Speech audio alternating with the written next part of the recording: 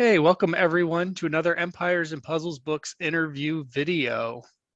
This might be the first time that I'm saying that we're not having a very special guest today because the interviewee is actually me this time around. I had talked with a few folks in the community that had requested an interview of myself, and I was not sure who to interview me. And the resounding answer was Mr. Spock. So I'm going to flip the switch here, and I'm taking the hot seat and passing it over, I guess it's this way, to Mr. Spock, and I'll let him lead the charge on this interview. Yeah, so thanks everyone for joining us. We have a very special guest today, Mr. Empires and Puzzles Books. So yeah, I think we'll just jump straight into it. I can't remember where I heard you talk about this before, but I kind of want to start bigger picture and move in.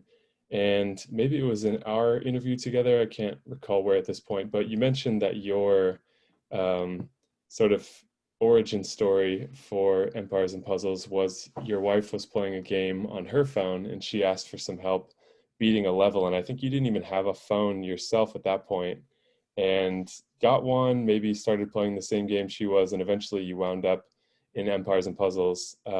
Is there any details you want to correct about that story? And then I have a couple questions about that. Sure, yeah, I was actually,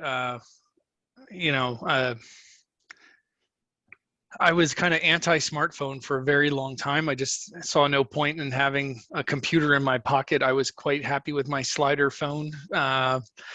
And when my wife and I were courting, when we were in our dating time, she's from Trinidad, I'm from the US, so we were going back and forth between countries, so lots of times in airports and traveling, and she was always playing these games on her phone.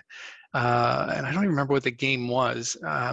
Something with plants, and you were matching plants and they would blow up when you matched them. And she was stuck on a couple levels, so I started playing that, and then it became one of those things where I was grabbing her phone to play as we were together. And I still, honestly, to this day, I probably still would not have a smartphone, except that my job required me to get one. So I'm a sort of an on-call employee, so they have to have 24/7 access to me. So to alleviate that, they give me a nice new phone every few years. So I got my own phone, and I guess it was in December of 2018, the December 26th, day after Christmas. I was at my in-laws in Trinidad, kind of just hanging on the couch, and was just flipping through, see what kind of games were there. Downloaded this Empires and Puzzles thing and played it like a little bit, the tutorial and stuff, and wasn't really anything until January. After we got back from Trinidad, I started playing it almost daily, and I was hooked. And somewhere in there, my wife started making fun of me because we go to bed at night. I do a last few levels, and I used to always say, "Good night, friends," before I turned the phone off. So kind of this was nerdy thing I did every night before I went to bed. And The rest is history now, huh?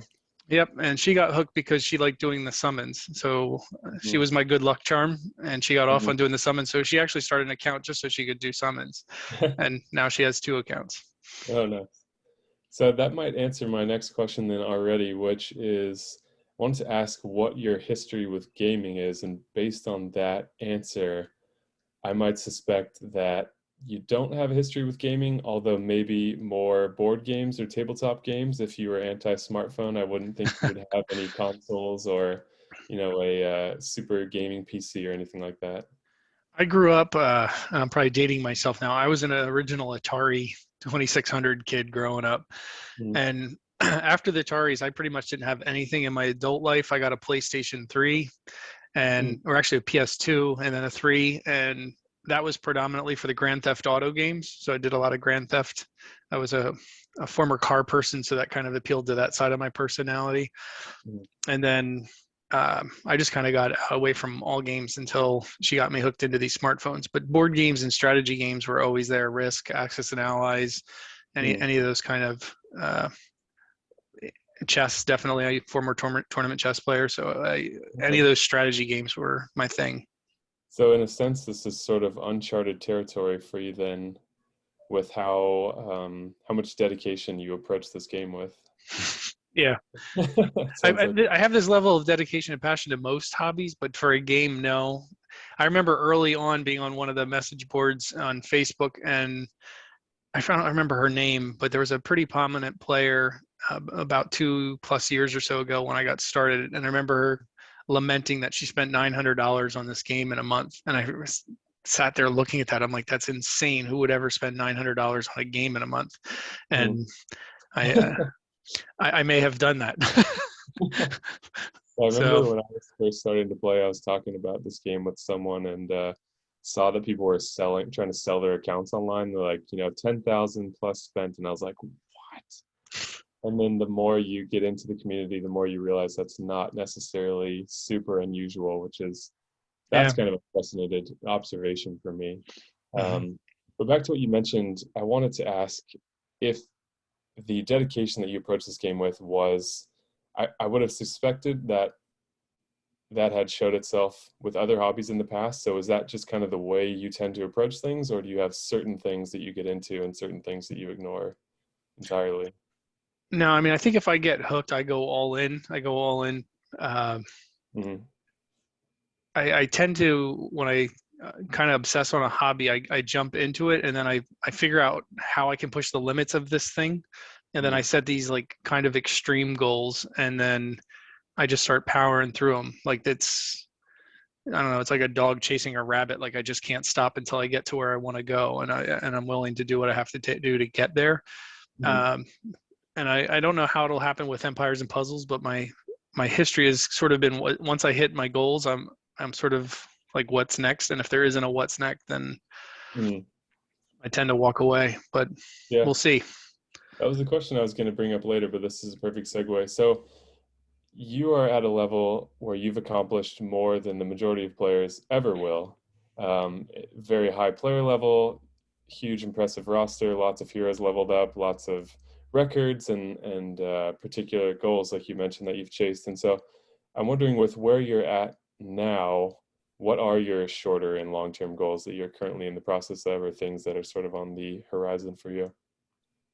If I had to be honest, I'm struggling with that a little bit. I mean, I this game is probably one of the most complex things I've ever played. So there are always ways to invent new challenges within the challenge. Just in the last month, I started doing a thing. High level alliances that are killing 14-star titans every day. They tend to pull back the big titan hitters Mm, as far as the amount of damage because everybody needs a piece of that. mm, And I was struggling with that because like I built these Titan slaying teams, but to mm. challenge myself now, at least on the Fire Titans, I'm only going in with 3 heroes and seeing what I can do with 3 heroes. And Interesting. nudging on 100K hit with just 3 heroes on a 14 is pretty exciting. So I Yeah. try to find ways to push things. I get feedback sometimes on the channel that the content that I put out is not free to play or cheap to play friendly at times. And I own that and I get that. And that has never been what my channel's been about. Or my gameplay. It's always been about what are the boundaries of this game? How high can a Titan hit possibly be? Mm, How far can you push those kinds of things? So I get that's not for everybody, and I'm okay with that.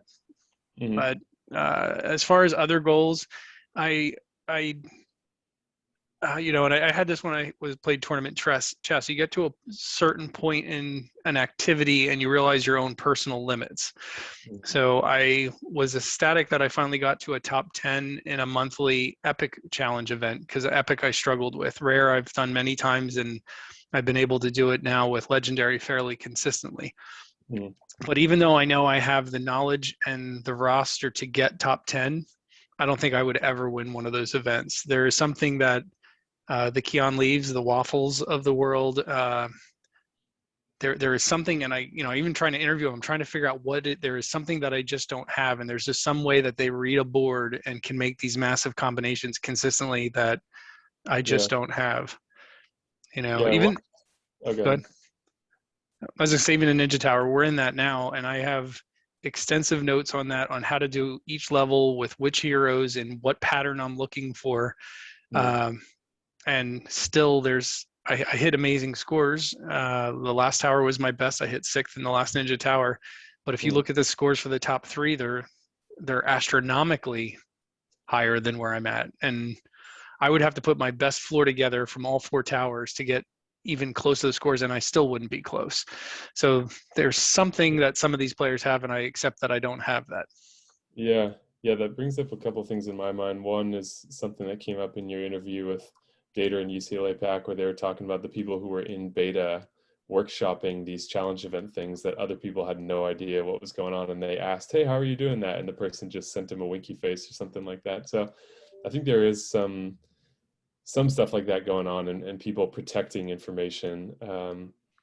But the other thing it makes me think of is I remember watching um, Mr. Waffles doing some of his challenge event things because I was curious for the same reason as you were, and being like, wow, he's not really rushing. He's not really going that fast. I feel like frantic in those things. Not that I try that much or do well or anything, but it's interesting to try to crack that. I can see why you're going in that direction. Yeah, and that was something bizarre when Executor started putting up his videos, and this was before Waffles started doing any of his videos. I was shocked at how long it took Executor to make his first move. And Waffles says, you have 3 to 4 seconds to make a move, and I'm like, I'm making a move on the first second. The board loads, and I instinctually make a move. If it combos, it's great, and then I try to play as perfectly as I can.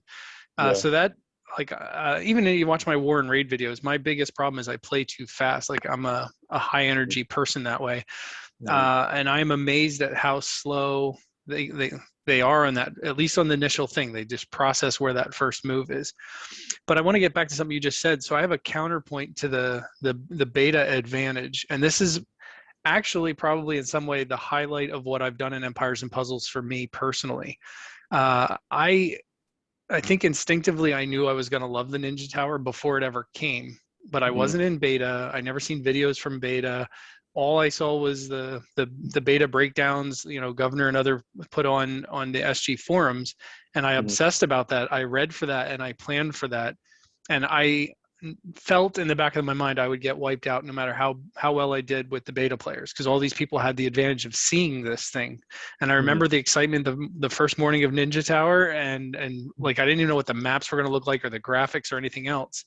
And for me to go in as prepared as I could against people who've had an opportunity to play it, and I finished 8th, like, I don't know that there's anything else I've done in this game that I feel more proud of. Like, that to me meant more than the 6th I got last time. Like, that first chance to do something, and knowing that other people had at least practice runs. So yeah, that is pretty cool. And I remember watching that video too, being like, all right, I presented the information from beta, but I didn't really do a lot of deep analysis around it myself because I hadn't typically been that interested in those events. But I like the fewer amount of replays. And for me, even if I can't get top 100, which I've been sort of struggling with, based on not having those specific hit 3 heroes that I've leveled up. But even still, it's like 800 emblems. I'm like, yeah, sure. Got millions of items, might as well use them. Yeah, I struggle with that because if you look at the level of resources per emblem versus the Mythic Titan, I feel that the Mythic Titan does not give out nearly enough emblems. My alliance, we've been in top 10 the last Mythic Titan, and we walk away. Both the last 2 Titans, I've gotten 270 emblems. So it's 540 emblems. I'm getting 900 on 1 tower. So it's not for something as rare in the game as emblems. That's why I invest so much into Ninja Tower. I mean, and that event just fits my personality. But sure. So something I want to transition to, which I think a lot of people are going to be curious about. What does a typical day look like for you? So I understand you're involved in a lot of different things, from work to full-time farming in the game, and pushing on all these events, and all the other aspects of daily life and hobbies that can fit in there. So can you walk us through a typical day for you, when that starts, what that looks like? Sure. So I am a terrible sleeper. So I'm usually up. Secret. You got more time than us, huh? Yeah, I'm sure I have more time than most people in a day, but I'm usually up by 4 a.m. and not by choice. I really wish I could sleep longer. I just can't. I keep saying to my wife, I feel like there's something in the house that must happen at 4 a.m. because it's like insane. Like, no alarm, nothing. If I wake up at one point, I look at my phone, it's almost always 3:59 or 4 o'clock. So I'm up early. When I get up, I usually, the first thing I do when I get up with my morning routine, I have a couple hours before she gets up. So I'll log in. I usually check Line and my YouTube channel to see if anybody submitted attack videos that I can revenge. Because otherwise I jump in and start doing raids and then they're out of the tower. So I miss the opportunity to do an attack revenge video. Do those, see what I have to do for Path of Valor, knock those out. If anything popped up like a quest or something, I just auto farm those and knock those out. and then I pretty much just sit down and relax, and I do 3 raid chests every morning, and then that usually pops me up to somewhere in the top 10 is where I usually try to stop. And Mm-hmm. then, as we all know now from my pulling the wool off the eyes of Mm-hmm. pulling the fabric back of the top 10, if you get up there and you can outrun the revenges, you just stay there all day, Yeah. as opposed to some people who just stay there all week or month or whatever. Yeah. But I just sort of do that every morning, pops those chests out, and then I just go into auto farming mode, and then I go on with the rest of my day. But Mm-hmm. I almost instinctively just auto farm now. Like, we're painting our deck now, so my wife and I have been outside with the big rollers painting a deck, and Yeah. I can hear when it clicks off, and I just pull the phone out, and 3 clicks it starts again, and I go back to rolling. If we Uh-huh. go for a walk or a run, or we're outside planting, or whatever else you're doing in life, we go to the grocery store, I'm walking around, 3 clicks and it starts another level. Mm-hmm. So it pretty much has been running nonstop. The image of the game is burnt into my phone, so you can see Empires and Puzzles even when it's off. Tattooed on your phone for I'm auto forever. farming while we're talking. So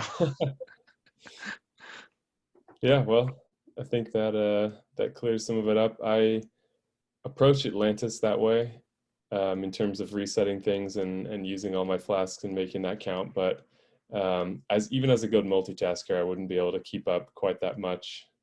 But that explains the super high player level. yeah, and it wasn't this bad before COVID. My work went to remote work during the pandemic, so I've been working from home, which is a much Mm, more comfortable environment to have my computer here, and I can work on work while the phone is just on the desktop, and I can just click it every few minutes. mhm. So next thing I'm wondering about, you have a ton of heroes and roster spots. You've created PDF and print resources for a lot of the heroes that are in the game, and just mentioning those things, it's clear that you've put a lot of time into thinking about this stuff overall. So with that being said, what are some hero special types that you would really like to see in the game? Have there been things where you're like, God, why haven't they done this yet? Or this would be a really cool synergy with this hero? Or has anything come out of that, that comes to mind right now? Has anything come out of that kind of analysis that you feel like there's a void of in the game right now? Um, the thought that came to mind, there is uh, an idea for a hero that I had actually early on in the game, and I can't release the idea, that I just think would be interesting, and I think it would make Small Giant $1 bazillion because everybody would chase them. Mm. Are you familiar? And you and I never chatted about age, so I don't know if I'm dating myself or not here. But are you familiar with Voltron? Uh, just by name. All right. So in the 80s, there was this Japanese cartoon called Voltron, and it was 5 lions of 5 different colors. And take a guess what the colors were. Yeah.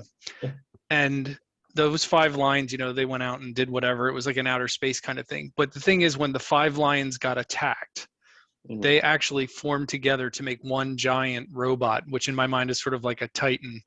Yeah. So one Titan would be the body. Excuse me, one line would be the body, and the other lines would be one would be each arm, and one would be each leg, and then they'd be this super powerful superhero. So I think it would be really cool to have um, that concept, that you have 5 heroes that are on defense, and if something triggers, whatever it is, multiple specials at one time or something, that they actually form into a Titan, and the attacking team would now have to fight a Titan, but not a PVE, but a PvP Titan. So Mhm. I think that would be an interesting concept. Yeah, that would be the ultimate chase right there too, because then you want to get all 5. You've got 3 of them. I actually joked about that with the ninjas with someone, where it's like the reference for me there is not Voltron, but I think of the Power Rangers and Hmm. the Megazord, where they all combined together, and they were various incarnations of that. But we were joking around in some line group about that, where it's like you get all 5 ninjas, and then you can form the Megazord, and that is, and someone made a joke hero card for it. But it is a fun idea, and I think it is exciting to see as they close some of the gaps on these new abilities, and those are the heroes that I find the most fun. Like Lepiota kind of I was fit just that gonna say, mold for me of like, and I'm liking that you're playing with her too. Like yeah, yeah.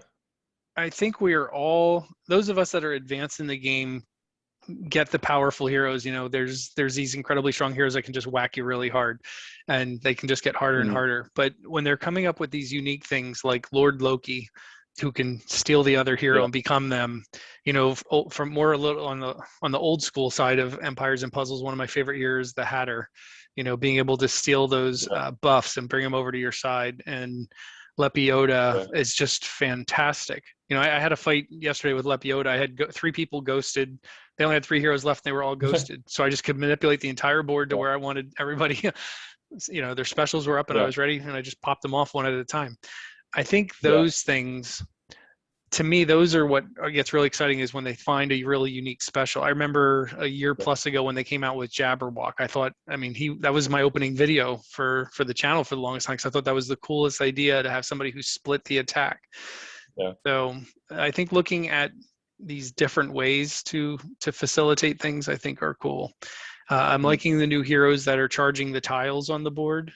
mm, And I don't know if you've seen, I think there's somewhere I was seeing, I don't know if it was from beta or what, I saw something that there's heroes that are going to change the tiles to do something other than increasing the attacker down. It's going to be like mana up, mana down.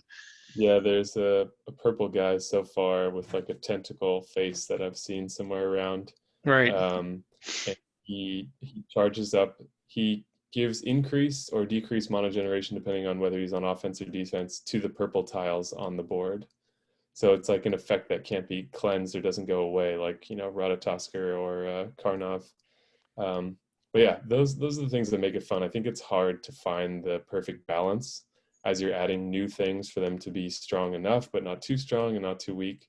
But those are the things that I find the most exciting for sure. And Lord Loki is a perfect example of that. Yep. Yep. Yeah. So hopefully they're going to keep bringing out some unique heroes that can dazzle us with these new specials. And I do find it interesting, you Yeah, know, the Frigg Odins of the world have changed the board psychology. You know, we're fighting them. We now have this added stress of yeah, trying to get rid of tiles on the board that could really hurt us if they're still there. Um, yeah, yeah. It's fun. So you've put a lot of thought into illuminating some of the inner workings of damage, and I remember you were trying to work on how mana calculation on defense works.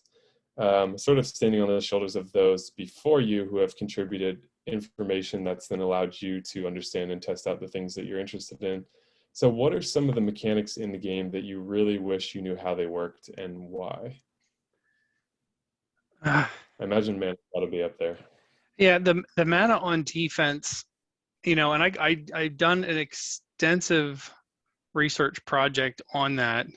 Um, and when I say extensive, I'm talking about hundreds of boards and documenting screenshots and actually counting pixels of mana to have an accurate comparison of how much mana is actually increasing per turn. This wasn't even getting into if they get hit with tiles.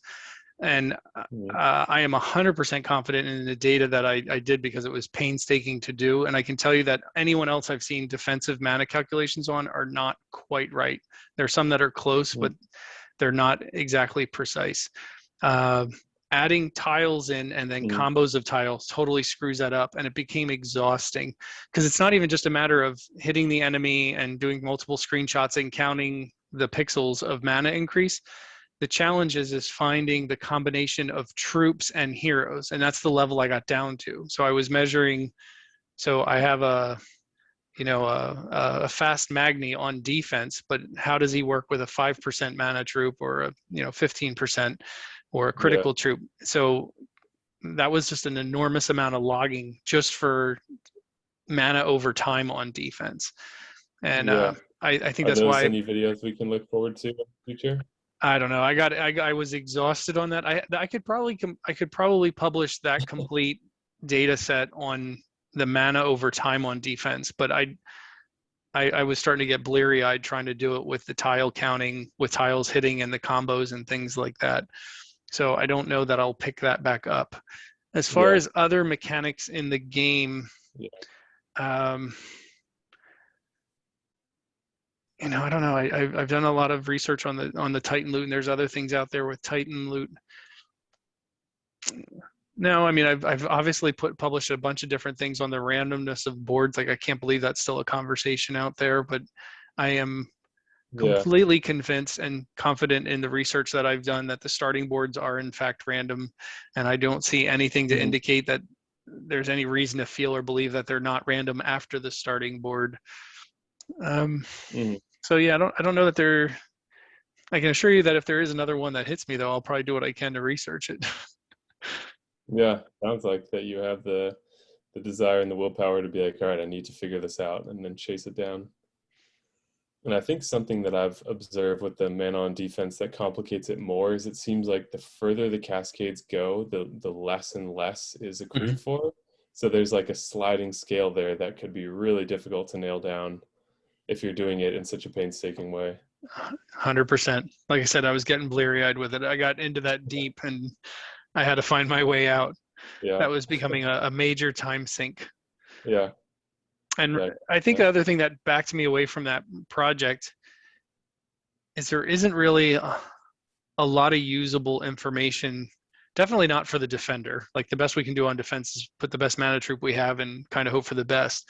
So Mhm. the only real information that the only benefit of having that more detailed information is for the attacker to know how important it is really to avoid one person or another with tiles. But I'm not convinced if we Sure. knew that down to the minutia of accuracy that it would really make much of a difference. I mean, Yeah, if we have a scary hero on the right and a not so scary hero on the left, even if the mana doesn't work out for us, we're probably still going to mana up the not so scary hero. yeah, yeah. I think that's true. I have to say I've tried playing some other similar games and we're definitely spoiled here in this game because there's so much information. And it's, like the forum is there. There's people who have put all this time into like the farming guides and all this stuff that's like, wow, how amazing is that Mhm. it's kind of like the internet exists for this game and doesn't exist for other games in a sense where like you used to have to look things up in an encyclopedia and now you Google whatever you want, the information's at your fingertips, and it's every bit as true for this game. And it's pretty amazing that that is the case because a lot of these questions can be answered. Sure, I and can I think watch. I think that's one of the things I love about these interviews too. Is we're talking to top players, uh, and for the most part, people are willing to share what they're doing and how they're doing it. You know, Mm, uh, if I was a different type of person, I wouldn't be sharing how I scored high in the Ninja Tower. I mean, I put it out there. sure. These are exactly the weapons I'm using. These are the only thing that I don't do is do a voiceover on each floor and indicate exactly what my patterns are. But I have 4 walkthroughs out there at this point, and people can see the patterns or kind of deconstruct it. That's what I did with executors videos. Like UCLA Pack put out a very excellent legendary walkthrough. This is what you do, and based on that, and based on other players' videos, I just Mm, started putting together my own power patterns, that I look for the challenge events. But and the few people that I've talked to mm, or invited to be interviewed that declined, I have not gotten the impression that they're declining because they don't want to, they're competitive and they don't want to share their secrets. I feel like it's more of a personal thing. Like, they don't want to be on mm. camera, they don't want to talk, they don't want to do those kinds of things. But I love the EMP community, especially with the people who are invested in the game, that they're willing to share the information. Yeah, yeah, that's kind of leads to a next question I have for you, and also one that speaks to my origin of YouTube as well, which is like just going in search of information and then being like, oh, I have some interesting ideas and wanting to share that kind of stuff. And now just seeing how many channels there are. There's, infinitely more kind of like the really small ones that are still trying to get started. Um, but yeah, it's kind of cool how many people are just interested in that side of things. Um, but that relates to something I wanted to ask you, which is what brought you to YouTube? Did you have a similar origin story there? Are you someone who just craves information and that's where you went searching? Um, I think early on, I'm a YouTuber as far as a viewer. I'm on YouTube a lot and watch videos, and I enjoy that platform. And early on, I think I Mm, found some of the more common YouTubers for the game, and I think I think when you're a new player and you first realize there's people on YouTube, it's easy to fall into the trap that they're on YouTube, so they must know what they're talking about. And then Yeah. as I caught up, and that was one of the other things that I think led to me spending a lot in the game, both in time and money, was that I realized where this game could go. And I was, 2 years behind other people. So I probably overcompensated in a big way to catch up, both with roster and player level and those things. But in So you doing did. that, you learn a lot. And when you're doing that and you start analyzing and breaking things down, you start realizing serious faults in some people that are on YouTube, and you realize that the stuff they're putting out, maybe it helps newer players, but sometimes it's like, if you feel like you can build a better mousetrap, you might as well go build the better mousetrap. And somewhere in there, I just started writing down my strategies, and that's what led to the first book, the strategy book that I put out. And then just the data hoarding that I do led to the second book with excelling. And I'll be completely candid. I first got on YouTube basically for bragging rights. I'm going to put up my cool Titan hits and kind of show off what I'm doing and promote the fact that I wrote these books. And then when I realized people were more interested in the educational aspect of what we're doing on YouTube and the power that, and truth be told, it was probably transparent that I was doing it, because I had terrible viewership for the first few months and I had very little audience interaction. I don't think people cared much about what I was putting out there. But as soon as I started putting the educational content and having some real conversations about the game and how people can play better, I think that is when I feel like I became an actual EMP YouTuber. And frankly, whatever that validation is that we all seek, I'm getting a more validation from people telling me that, hey, I followed what you did and I scored for the first time in the top 100 in a challenge event. That matters more to me than people going, ooh, you did this massive hit on a Titan. Yeah. So. Yeah, there seems to be a lot of room for different types of channels, even in this small community. And there's some that just do summoning, some that just do sped up war hits with music over them, and they all seem to be able to get people to watch. So I think there's a lot of interest in content out there and people who are just looking for stuff to watch. But it does seem to be people who are willing to talk through things and explain them and disclose strategy that end up being the bigger channels. So it does seem like that is what a lot of people want, and that's just kind of the person that I am as well, and something that I've really enjoyed is like trying to simplify things or understand things and then share that with people. And yeah, those kinds of comments of I tried some of your war teams or something, and that helping people is definitely a rewarding thing, like you mentioned. Yeah, and I was surprised early on when people started following the channel, the feedback that I got about not talking through my war hits.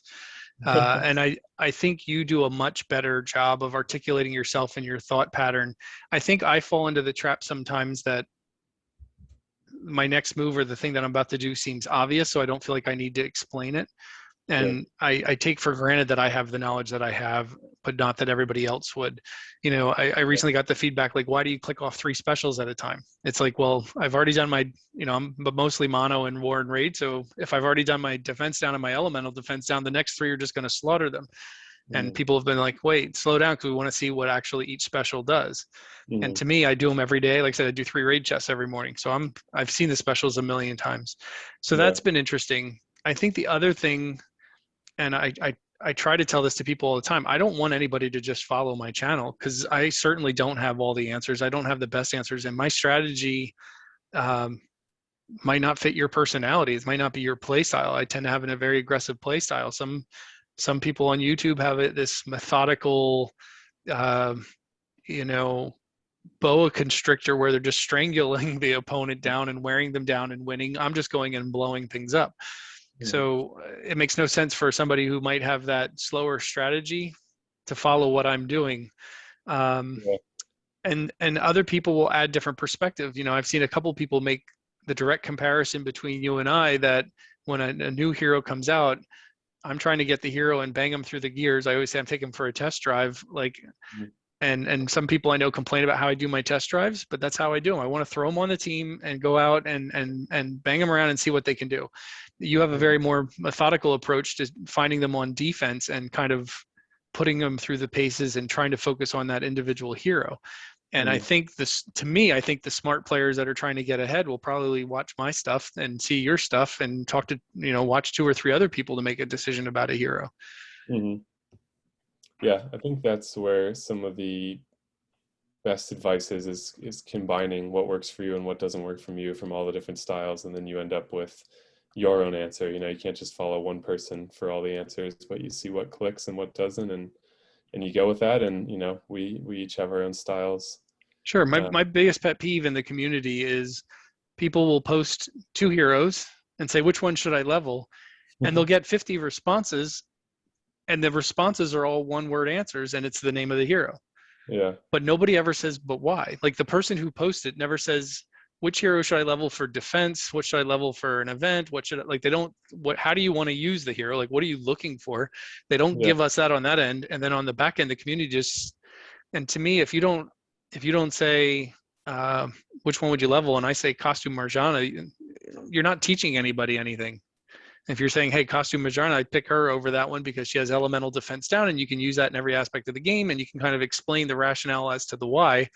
And yeah, frankly, I think we would have a lot less which ones do I level conversations if we talked more about why we're picking. yeah. That's always been the way that I think about things too, is wanting to understand the why behind it. And I think that's why we have a number of things in common. But yeah, I really like responding to comments because I like interacting with people, and I Mhm. like trying to teach and to provide helpful resources for people. But that's the one where they're like, who should I send, Raphael or Frida? And I'm like, well, they're totally different, and it's like, and the best answer is like, I was like, I wish it was a simple answer, but it just depends on so much. Mhm. And where you're at in the game and how much you're spending and all those things. So it's difficult because I really want to give them the answer that is right for them, but it's just so hard to know all the pieces of information that would be needed to give that as feedback. Yeah. So about your videos, I just noticed that you now have over 500 videos on your channel, and you got started after me. I don't remember exactly how much, but I remember I had been kind of going with it for a little while. And I remember the first video I saw from you was the how to get 100 emblems in a month or something with the updated alchemy lab. And I was like, oh, that's pretty cool. Um, but yeah, you've since put out a ton of videos. You've been super active on YouTube. And I'm wondering, what is your thought process for creating new videos? Is this kind of a background thought process that's going on all the time? Or do you have certain ways of sitting down and thinking like, what do I want to cover? What's that process like for you? Because you've been very prolific with your videos. Yeah, that is true. I actually wonder sometimes if I'm putting out too many videos, if people are Uh, missing things because 2 or 3 in a day can be much. Uh, mm, Part of it is that I come up with these like mini series, like the attack revenges. I can obviously those you can, I have a template for those. So you send me your video, I attack you back, I put them both up and we can get it online. And I think mm, that's kind of fun for people. I think that's a way for them to interact with the channel. And I think they get excited about doing that and seeing their fight up. mm, And I think people really like the fact that they're kicking my ass. So they get to have that on YouTube that they beat me.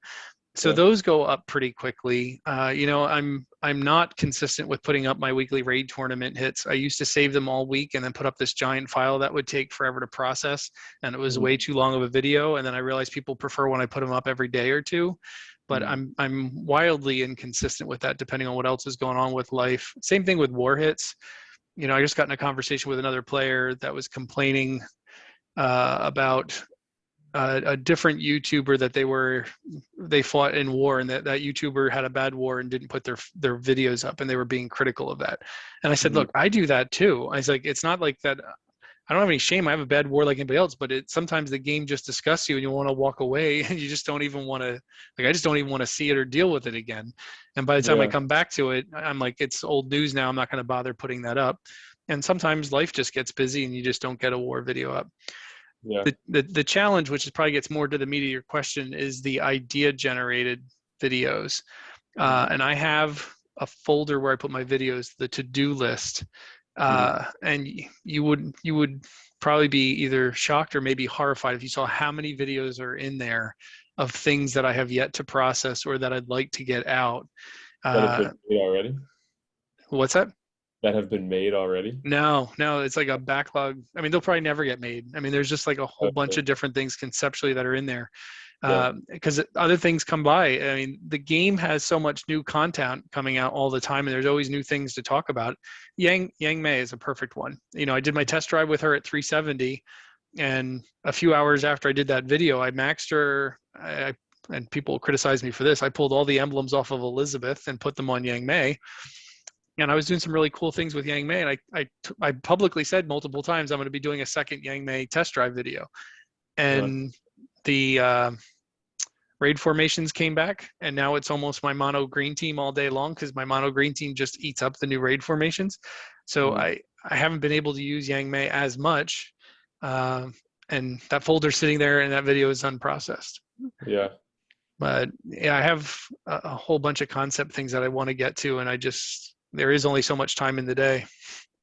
Yeah. Yeah. It's an interesting thing. A couple of things that you pointed out. One, that the ideas for me just sort of come in droves, and then I'm like, oh crap, I don't know what to do now, you know? So I kind of go back and forth with that. I also have a running list where I keep track of things.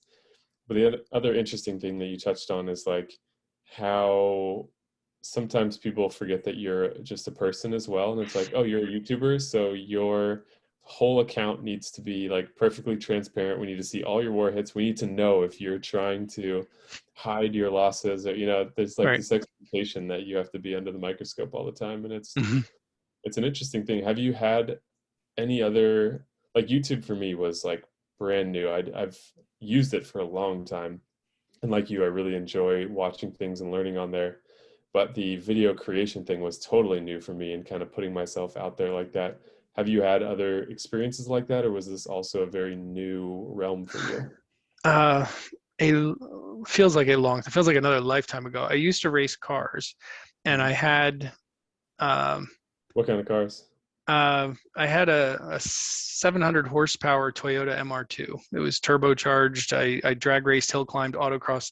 It was another one of those things where I threw goals out. So Yeah. the short story, I bought a used Toyota with 200,000 miles on it, and I wanted to see if I could do everything with it. And same kind of thing. I invested a lot of time and money in it.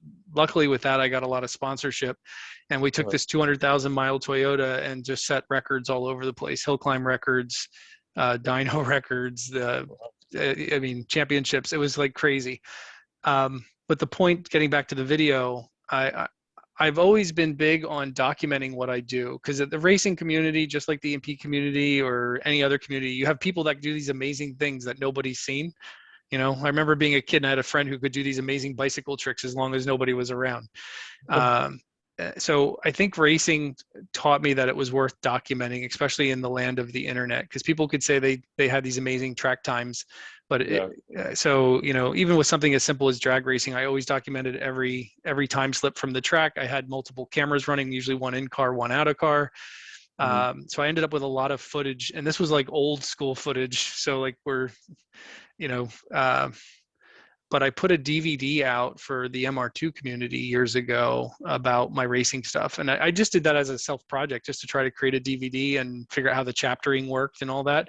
And that Mhm. sold pretty well. And then years before I ever came to Empires and Puzzles, I tried to do a YouTube channel with all my old racing footage. I had stopped racing in 2007, and this was probably 2013, 14, maybe 15. It was years later. But I was like, wow, I still have all this footage. I could probably put it on YouTube.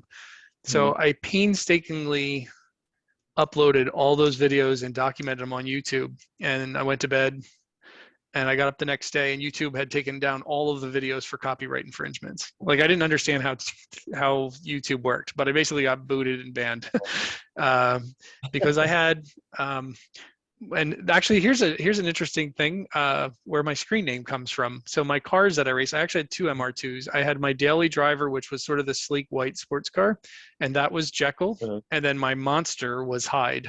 And that's where Interesting. JekylandHyde came from originally, and that's been my moniker ever since, which is why that's my in-game name. But Mhm.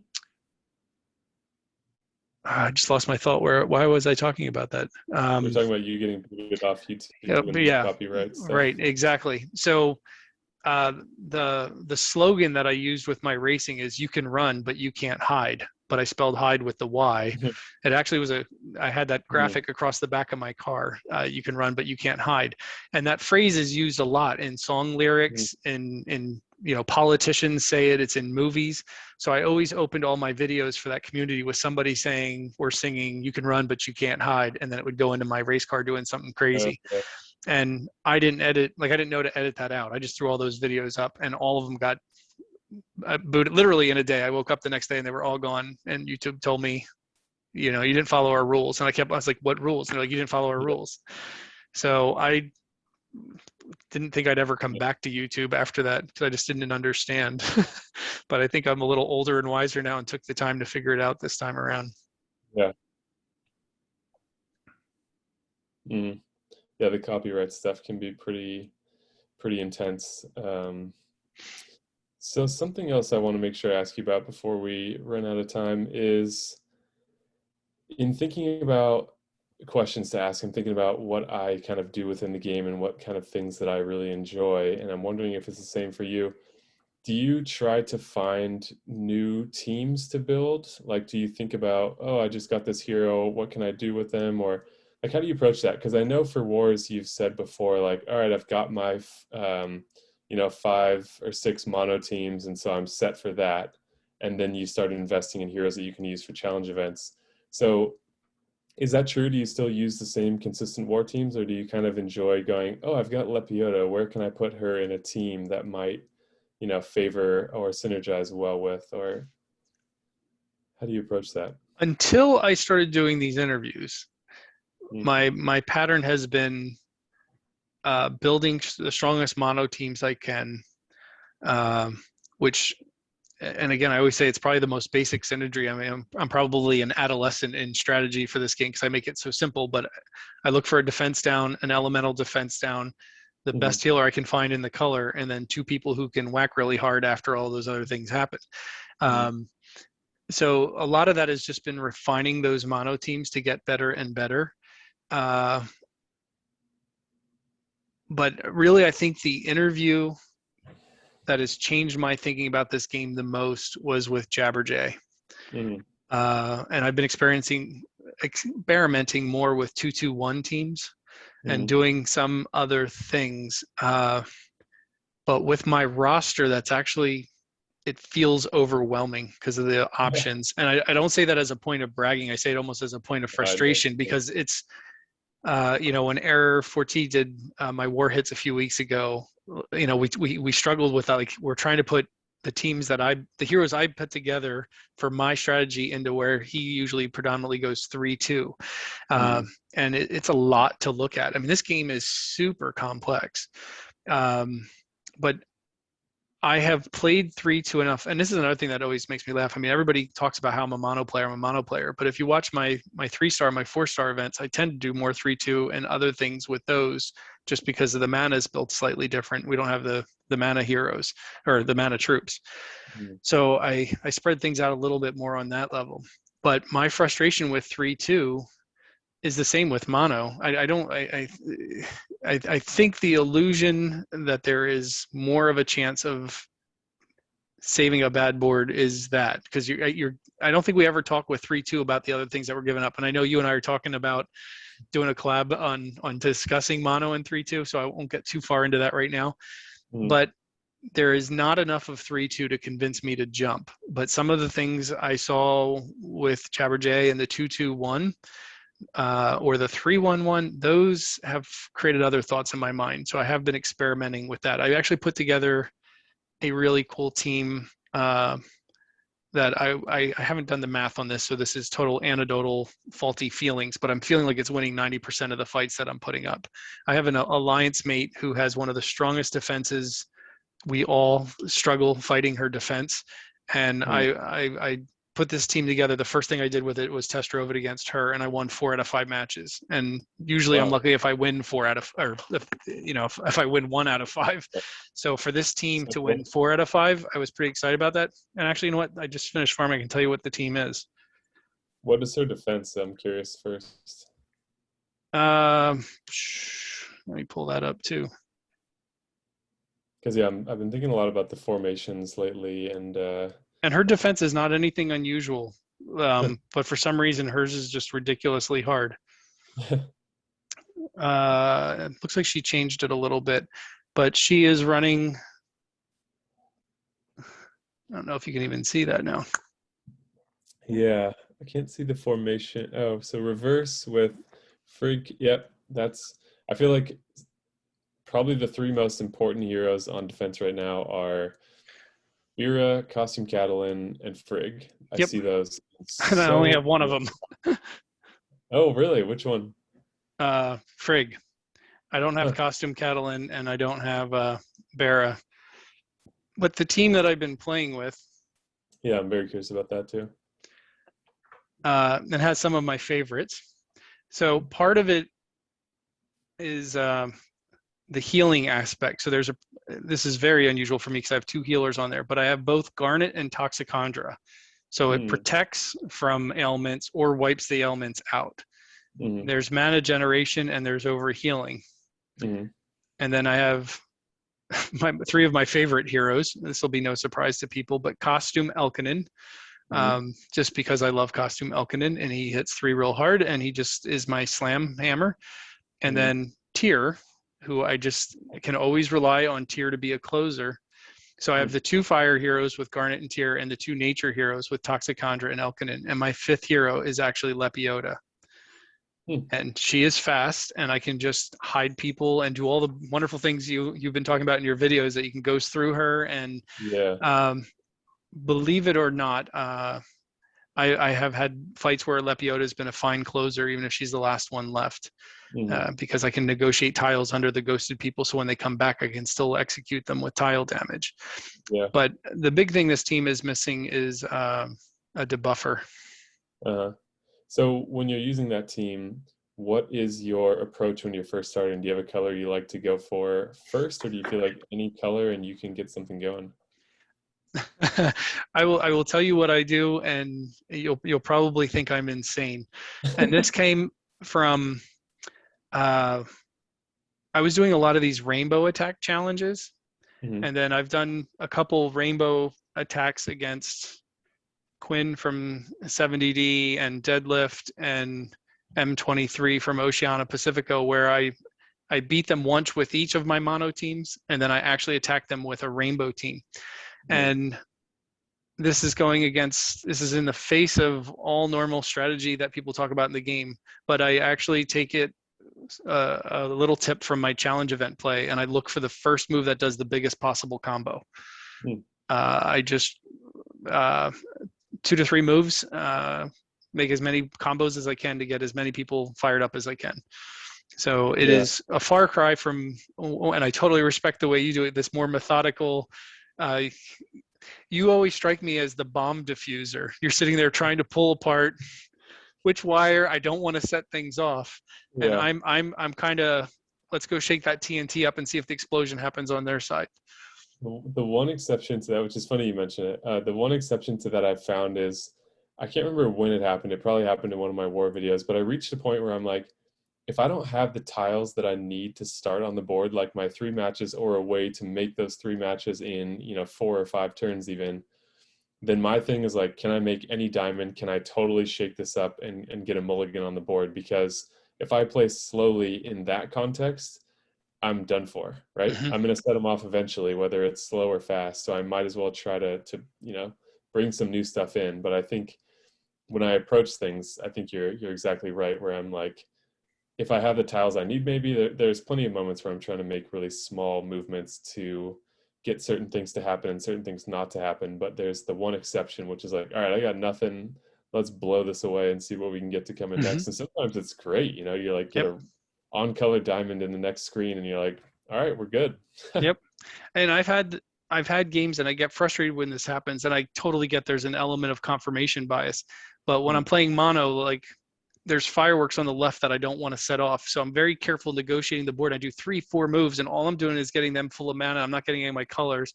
yeah, And they're about to go off, and I'm like, well, let me just do one on the side of the fireworks. And then I suddenly get all my on color tiles. And I'm like, man, if I would have took that move first, I probably would have yeah. been fine. But I wasted too much time on this other side. Mhm. So I mean, at the end of the day, it's still RNG. We all suffer I watched your video earlier today from the rush attack. You were putting together. I felt so bad for you because you put all this time into explaining all of the prophylactic team that you can put together and how to be Yeah. safest going into a rush. And I'm sitting there, and I was actually going to put a wise ass comment on your thing because of the harassment I get for playing mono and not getting tiles. I'm like, you have 4 colors. How do you not Yeah. have tiles? Yeah. But RNG will screw us no matter what we put up. I know. I really like to do my videos in one go because I just kind of enjoy that starting talking thing. And if I try to script it, it just doesn't come out the same. Sure. But it leaves those moments sometimes where I'm like, all right, here's everything to do to be good at rush attack. And then I go into my first attack and I just get obliterated. And I'm like, all right, that was a really good demonstration here. Like, how can I put a good spin on this? Which I don't really think is a spin. It's true that you can, like we've talked about I think it was in my interview, you can decrease the amount of effect that luck has on things, but you can't eliminate it, right? Of course not. So it's always going to be there. So even if you, like I said, I feel like I set myself up perfectly there based on what I think is the best strategy for rush. Mm-hmm.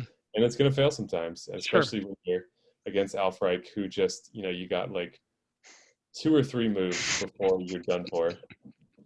And it's brutal. That it is. And it is what it is. I am convinced that if we all attacked Rainbow, we still wouldn't get our color sometime. Somehow we'd find a way.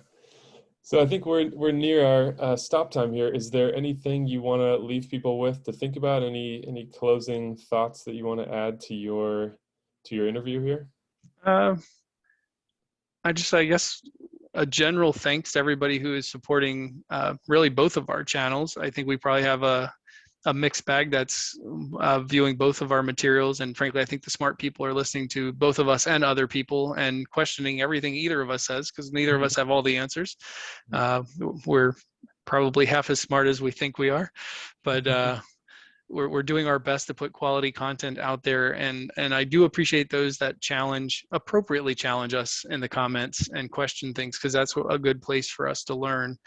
And I guess the last thing, I guess we're fine to share that you and I have probably about 3 or 4 different ideas we're bouncing around on some collaborations. Most of those you will see on Mr. Spock's channel. So if you are on my channel and have not been subscribed to him, you're going to see a lot more Empires and Puzzles books over there coming soon, because he has some fantastic ideas. And do we want to preview any of those now, or do we want to leave it in the surprise bag? Suspense for now. I think people are excited enough that we're thinking about doing some collaboration. I think that's been one of the really fun things is like when I first started doing some of those Watchtower episodes, it made it kind of more real to be like connecting with other people in this community or other content creators, because sometimes you're just like making videos by yourself sometimes at your house, and you're like, they just go on the internet and you read people's words, and it doesn't always feel real sometimes, but it's fun to do things like this where we can kind of mash our insights together and let people draw what they will from it. So 100%. Some collaborations coming soon that I think will be some pretty high value subjects for all you guys out there, and we'll give you some more details once we have those ready for us. All right, Mr. Spock, thank you. I really appreciate you taking the time to do this. Yeah, no problem. We'll see you on the battlefield soon. Yep, take it easy.